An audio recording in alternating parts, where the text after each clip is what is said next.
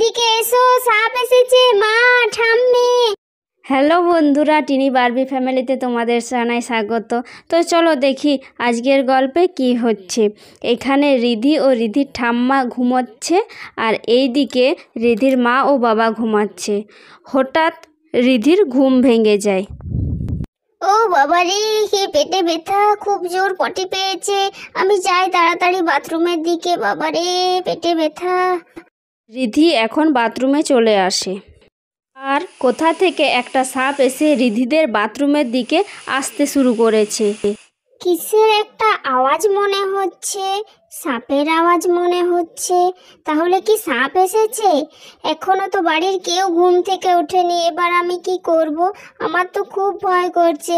মা, ঠাম্মি, এইদিকে এসো, সাপ এসেছে। মা, ঠাম্মি। এটা তো সোনার গলার আওয়াজ মনে হচ্ছে। সোনা আবার সকাল সকাল কোথায় চলে গেল? যাই, উঠে গিয়ে দেখি কি করছে। কি হয়েছে সোনা? ঠাম্মা, বাথরুমে সাপ। খোকা, বৌমা, তাড়াতাড়ি উঠে এদিকে আয়। মা আবার সকাল থেকে এত চিৎকার কেন করছে? চলো গিয়ে দেখি কি হয়েছে। মা, কি হয়েছে? কি হয়েছে মা? দেখ খোকা, সোনা বাথরুমে ঢুকেছে, আর বাথরুমে কোথা থেকে একটা সাপ চলে এসেছে। সোনা মা, তুমি চুপ করে ওইখানেই বসে থাকো, বেশি নড়াচড়া করো না। রিধির বাবা বড় একটা লাঠি আনতে যায়।